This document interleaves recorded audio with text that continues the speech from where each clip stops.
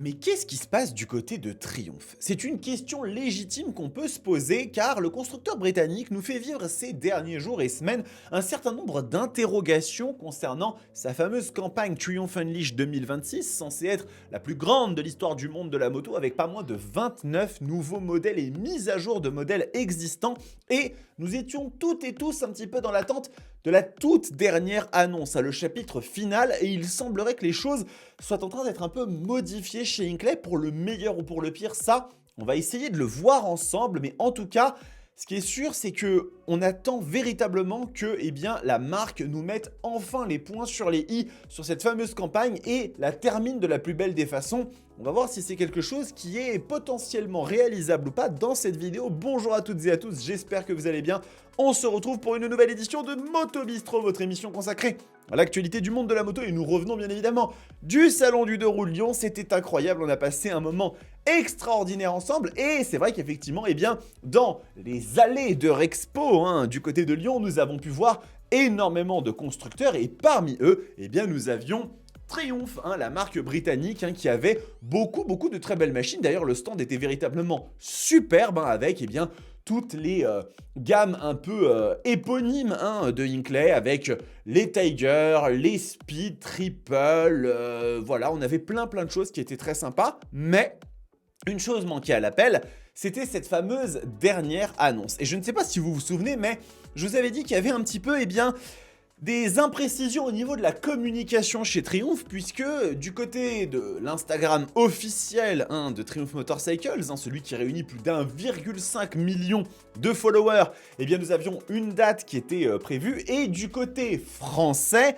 nous avions un simple février qui ne correspondait pas à la date fixée sur l'Instagram officiel. Et donc tout ça m'a amené à vous faire justement plusieurs remarques que il aurait été possible que Triumph utilise le salon du 2 roues de Lyon comme une très belle vitrine pour faire l'annonce finale de ce Triumph Unleashed 2026, une campagne qui, je vous le rappelle, a quand même déjà annoncé pas mal de petites choses. Regardez, nous avons quand même ici eu toutes les petites TXP, modèles électriques assez intéressants, des mises à jour des Scramblers, des Bonneville, ainsi que des Tiger en 900 et en 1200. Nous avons eu des nouvelles éditions de la Street Triple en Moto 2 et en 765 RX. On a eu des mises à jour aussi des Trident 660 et des Tiger Sport 660 avec des nouveaux moteurs, ainsi que la très belle Speedtwin 1200 Café Racer Edition. Mais il est vrai que en dehors de la nouvelle Trident 800, il n'y a pas véritablement de nouveaux modèles chez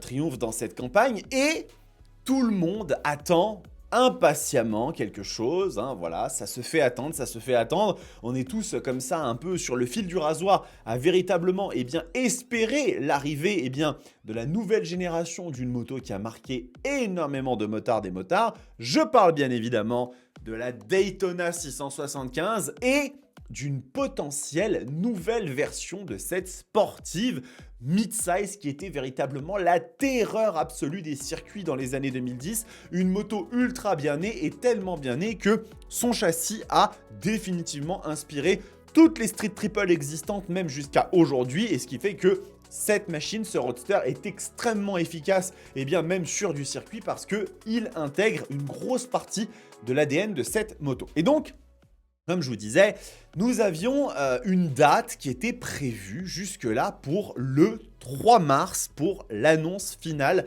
de Triumph. Regardez, je n'invente rien, je suis actuellement sur le compte Instagram officiel de Triumph, 29 nouveaux modèles, le Triumph Unleashed, et donc ça c'était l'annonce du Penultimate Chapter, l'avant-dernier chapitre qui s'est donc produit en janvier, le Go to the Top of the Class qui a introduit les Trident 660 ainsi que la Tiger 660, Tiger Sport 660 et les True Original Set de Pace pour la fameuse Speed Café Racer. Et il y avait cette dernière mention qui était ici qui est The Final 3 mars 2026. Et je ne sais pas si vous regardez cette vidéo avec une machine à remonter le temps, mais actuellement au moment où je tourne, nous sommes le 5 mars 2026 et donc nous n'avons toujours pas cette machine qui a été annoncée. Donc, il y a déjà ici un petit raté en termes de communication de la part de Triumph parce que Moi, à leur place,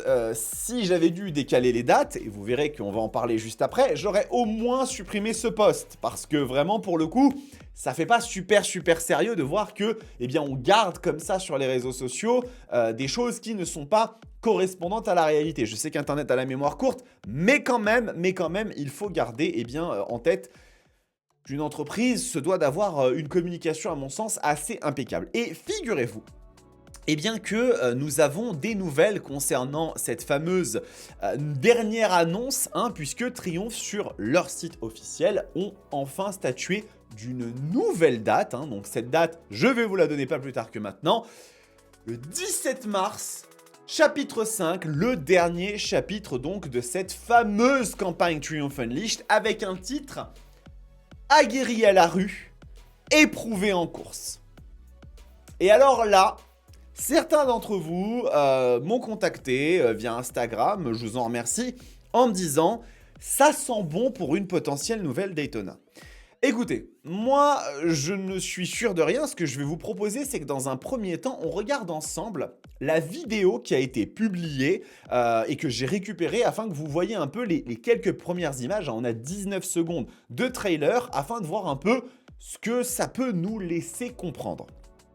Donc, nous voici face à cette vidéo de présentation qui nous montre une forêt, un emblème Triumph, ici une route. On voit quelques éléments de la machine, a priori un peu de carénage, et finalement, eh bien, ce qui semble être une sorte de croisement peut-être entre deux éléments qui se veulent être un petit peu sportifs et à la fois un peu route, rue. Je ne sais pas trop comment vous dire. Je vous propose qu'on aille regarder un tout petit peu eh bien, la vitesse au ralenti sur cette vidéo. Et sur cette image, quand on regarde, eh bien, vous allez voir que clairement, ce qu'on voit apparaître là ne me semble pas être une moto carénée. Clairement. De ce que j'en vois moi ici, j'ai pas véritablement l'impression qu'on soit sur un véhicule avec un carénage. En tout cas, ça semble difficile à identifier. On a une position du conducteur qui est quand même relativement droite, et quand on avance un petit peu dans la vidéo, hein, quand on va aller regarder ici il semblerait qu'on ait un carénage. Donc est-ce que Triumph se réserve le droit d'annoncer de nouvelles machines, puisque vous le voyez ici, hein, il semblerait quand même qu'on ait un carénage d'un côté et de l'autre, et quand on va un petit peu plus loin, on va voir que le conducteur est ici sur une moto qui semblerait potentiellement carénée, en effet, avec ici eh bien, des rétroviseurs qui sont fixés directement sur le carénage. Et on a un peu du mal à voir si on est sur eh bien, du demi-guidon en dessous du tête de fourche ou au-dessus. Toujours est-il que ces images, à mon sens, hein, ne viennent pas corroborer la possibilité d'une Daytona. Pour moi, on est plutôt dans potentiellement l'évolution d'une machine que Triumph a chez eux depuis maintenant quelques temps. Ce serait potentiellement cette moto, la Daytona 660, à savoir donc eh bien, la Sport GT, qui pourrait venir en fait s'agrémenter de cette nouvelle édition 800 hein, qui est déclinée sur la Trident, sur la Tiger Sport, pour lui faire atteindre peut-être une puissance de 115, 120 chevaux et qui la placerait du coup de facto dans la catégorie eh bien, des machines un petit peu comme la R9, la Panigale V2, mais sur ce segment eh bien, un peu de sport GT. Et il est vrai qu'effectivement, cette machine, la Daytona 675, qui est vraiment purement une sportive, je vous avoue que cette information qu'on a là, aguerri à la rue, éprouvé en course, pour moi, ça ne sonne pas sportif. Aguerri à la rue, éprouvé en course, ça veut dire une machine capable de faire un peu les deux, mais la Daytona à la base, la 675, c'est vraiment une moto de piste. C'est une moto dont l'ADN sportif me semble quand même un peu plus prononcé. Et c'est vrai qu'effectivement, encore une fois, hein, quand on regarde ces images, on voit immédiatement ce qui est montré comme eh bien, des images de route. Avec effectivement une moto qui semble carénée. Alors peut-être qu'au moment où le pilote arrive sur cette image, c'est difficile de voir exactement si on est face à un roadster ou face à une sportive, hein, c'est compliqué. Après, ici on a l'impression d'avoir effectivement un carénage, et là, une machine avec ce qui, moi, me semble être des demi-guidons, mais un peu au-dessus du thé de fourche. Voilà, avec une couleur noire et jaune, donc pour respecter un peu le code couleur que Triumph utilise sur certaines de ses machines récemment. Je, je pense véritablement, j'ai eu des échos sur des échanges avec l'industrie qu'il fallait pas s'attendre à une nouvelle Daytona sportive pour cette campagne Triumph Unleashed. Et plus le temps avance, plus j'ai l'impression que c'est véritablement le cas. Est-ce que ça veut dire que si Triumph annonce une Daytona 800 sur base de cette moto, donc quelque chose qui soit un petit peu plus sport GT, ce sera une mauvaise machine? Franchement, je suis très très loin de le penser. Parce que la Trident 800, c'est une moto qui a énormément convaincu l'industrie. Il y a beaucoup de journalistes qui sont très enthousiastes. Quand ils ont testé la machine, ils l'ont trouvé vraiment extrêmement agréable. Et il est fort possible que, eh bien, une sportive un peu utilisable au quotidien, mais avec un peu plus de puissance, qui utiliserait ce moteur finalement de 115-120 chevaux, pourrait tout à fait venir, eh bien, se caler dans un truc ultra polyvalent qui pourrait aller sur piste, mais qui pourrait aussi être utilisé au quotidien. Ça pourrait être cool. Mais je pense que ce fantasme qu'ont de très nombreux motards et motardes de voir revenir une sportive radicale comme aurait pu l'être la Daytona 675 dans son temps, mais en version plus grosse en termes de cylindrée. Écoutez, ce qui est sûr, c'est que dans 12 jours, on va être fixé. Maintenant, je me permets quand même de dire de nouveau que la communication de Triumph là-dessus a été plus qu'hésitante, plus qu'hasardeuse, ce qui signale peut-être des problèmes dans la finalisation marketing des annonces de cette machine, ou alors aussi peut-être des délais dans la production. Si vraiment il y avait une fenêtre de tir pour l'annoncer au Salon du 2 roues de Lyon, bah, je pense qu'ils auraient vraiment dû le faire. Je vous rappelle quand même que l'année dernière, on avait eu un reveal mondial de la X-Diavel V4 chez Ducati. Ducati, c'est quand même pas une petite boîte. Donc, c'est un temps de communication qui est extrêmement fort. Et de ce que semblent annoncer les chiffres avec les quelques échanges que j'ai eus avec des personnes assez haut placées, le Salon du 2 roues de Lyon semble quand même partir pour une nouvelle édition record avec entre 25 et 30 000 personnes supplémentaires par rapport à l'année précédente, qui était déjà le deuxième plus grand salon de moto au monde. Donc voilà, je pense plus que Triumph a eu un petit retard à l'allumage concernant la communication autour de cette machine qui n'était peut-être pas forcément finalisée. Et je dis cette machine, mais il se pourrait peut-être que ce soit deux machines, hein, on n'en sait rien.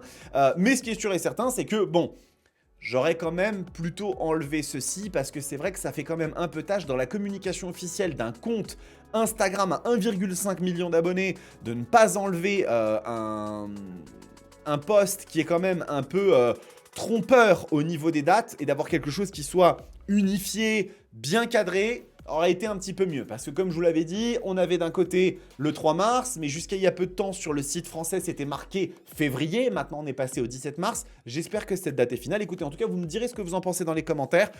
Selon vous, qu'est-ce que Triumph va annoncer pour cette dernière édition du Triumph Unleashed? On va voir ça avec beaucoup d'attention. Vous pourrez compter bien évidemment sur moi pour vous donner toutes les informations dès qu'on les aura. Et en attendant les amis, vous abonner à la chaîne est un soutien précieux que vous pouvez m'apporter, hein, puisque véritablement ça donne beaucoup de force. Et en attendant, prenez soin de vous, kiffez vos bécanes.